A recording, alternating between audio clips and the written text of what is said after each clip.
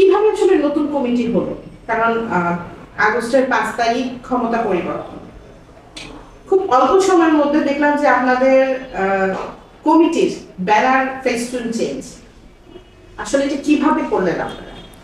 কমিটিটা এলো, এটার আন্ডার কনস্ট্রাকশনের কাজ চলতেছে এই এই বিল্ডিংয়ে, ঠিক আছে। এই কমিটিটা মূলত ডেভেলপমেন্টের চেয়ারম্যান সাহেব এই কমিটিটা দেয়। তো মার্কেটের ব্যবসায়ীকে নিয়ে একটা কমিটি আগেও দিছিল, এর আগে 2-3 বার দেওয়া হয়েছে। আবার নতুন করে কমিটি দিছে, ঠিক আছে।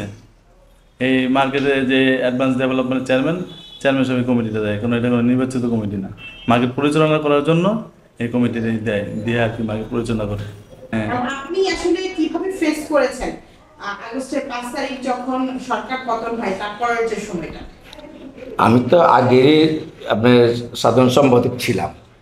এখন মনে করেন সভাপতির যে এইটা যে আসে, আমাদের ইসমাইল সাহেব ছিলেন সভাপতি, আওয়ামী লীগ করতেন। এই জন্য আমাদের কোম্পানির চেয়ারম্যানের কাছে আমরা এই করেছি, আমাদের তো সামনের তারিখে মিটিং বসতে হবে। বসার পরে উনি চিন্তা ভাবনা করলো যে উনি তো এখন আর আসতে পারবে না, তাহলে উনি কী করলো, সবাই ডাকাইছে, ডাকায় মতামত নিল। নেওয়ার পরে বললো যে এখন তো হিসাবে জাহাঙ্গীর ভাই সভাপতি হওয়া উচিত, যারা ওনার সব দিক থেকে গুডেল ভালো, তাহলে বাংলাদেশে সে কমপ্লিট করলো। তো সাধারণ সম্পাদক সবাই বললো যে উনি রাজা ভাইয়ের কথা বললো সবাই, যে উনি একটা ভালো মানুষ আমাদের মার্কেটে, উনি ব্যবসায়ী, ওনার সাধারণ সম্পাদক করে। 5 তারিখে ক্ষমতা হস্তান্তর পরে কিনা যে কমিটিতে ফোর্স করা হয়েছে কোনোভাবে? না, ফোর্স করা হয়নি, কেউ করেও নেই। এটা আমরা শুনছি যে কোনো, যেহেতু আগে যে সভাপতি ছিল আওয়ামী লীগ মাইন্ডের, এখন যদি একটা চাপ আসে, আমরা আগে থেকে সতর্কবাদী হয়ে আমরা কোম্পানির চেয়ারম্যানের কাছে আমরা চলে গেলাম সবাই, যে এই ঘটনা করার পরে এই আমাদের কমিটিটা চেঞ্জ হয়েছে।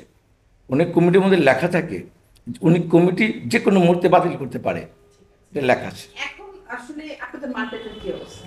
আল্লাহর রহমতে ভালো আছে মার্কেট, এখন সুন্দর আছে। কোনো সমস্যা? না না, কোনো সমস্যা নেই। পরিবেশগত দিক থেকে আপনাদের মার্কেটটা একটু অসুন্দর, এটা আসলে কেন?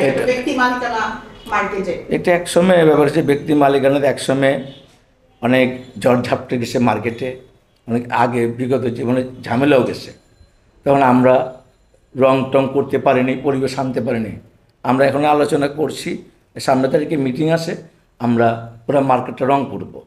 রং করলে পরে তো আপনি পুরো পরিবর্তন হয়ে যাবো, ঘাটে সাড়ে ঘাটে রং করবো, তারপর সব পরিবর্তন হবে।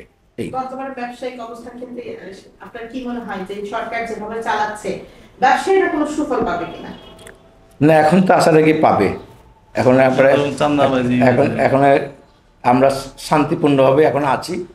আর যে সরকার বর্তমান আছে, আল্লাহর মতে ভালোই হবে, খারাপ হবে না। সেক্রেটারি সাহেব থেকে কোশ্চেন করতে চেষ্টা করছি যে এখন ভালো আছেন, আশা করছেন এই সরকার ভালো কিছু করবে। একজন ব্যবসায়ী হিসাবে একজন মার্কেট পরিচালনার গুরুত্বপূর্ণ দায়িত্ব পালন করছেন আপনারা। আসলে কেমন রাজনৈতিক দল চান বা কেমন সরকার চান একটি দেশ গঠনে ব্যবসায়ীদের সুবিধার্থে?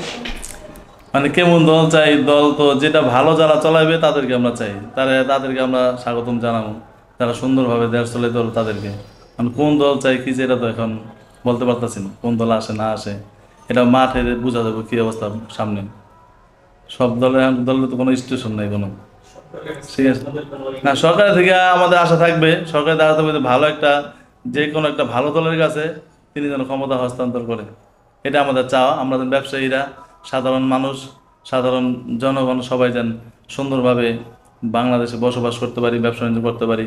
বা আগের মধ্যে চাঁদাবাজি, টেন্ডারবাজি, গাড়ি আসলে টাকা দিতে হয়, এখানে টাকা দিতে হয়, ওখানে টাকা দিতে, অনেক সমস্যা হইতো আগে। এখন এরকম সমস্যা আমরা ফেস করতেছি না, এখন ইনশাল্লাহ ভালো আছি বর্তমানে।